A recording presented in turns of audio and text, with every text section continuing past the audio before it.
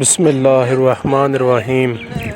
حضرت موسیٰ علیہ السلام نے ایک دفعہ اللہ تعالیٰ سے پوچھا میرے ساتھ جنت میں کون ہوگا؟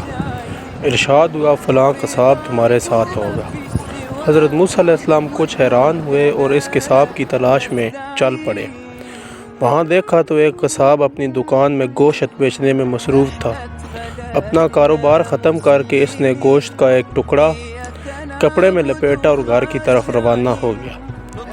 حضرت موسیٰ علیہ السلام نے اس قصاب کے بارے میں مزید جاننے کے لیے بطور مہمان گھر چلنے کی اجازت چاہی۔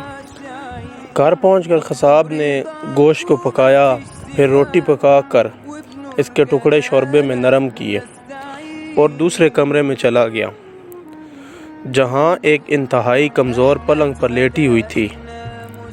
قصاب نے بڑی مشکل سے اسے سہارا دے کر اٹھایا، ایک ایک لقمہ اس کے منہ میں دیتا رہا۔ جب اس نے کھانا تمام کیا تو اس نے بڑھیا کا منہ صاف کر دیا۔ کھانا کھا کر بڑھیا نے قصاب کے کان میں کچھ کہا، جس سے سن کر قصاب مسکرا دیا اور بڑھیا کو واپس لٹا کر باہر آ گیا۔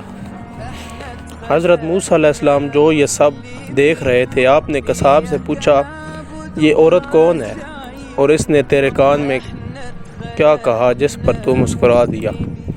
قصاب بولا اے اجنبی، یہ عورت میری ماں ہے۔ گھر پر آنے کے بعد سب سے پہلے اپنی ماں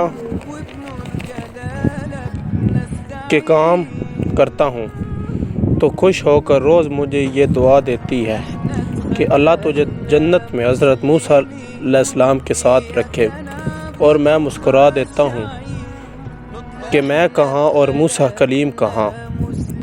پھر موسیٰ علیہ السلام نے قصاب کو بشارت دی کہ اللہ تعالیٰ نے تمہاری ماں کی دعا قبول کر لی ہے اور میں ہی موسیٰ ہوں۔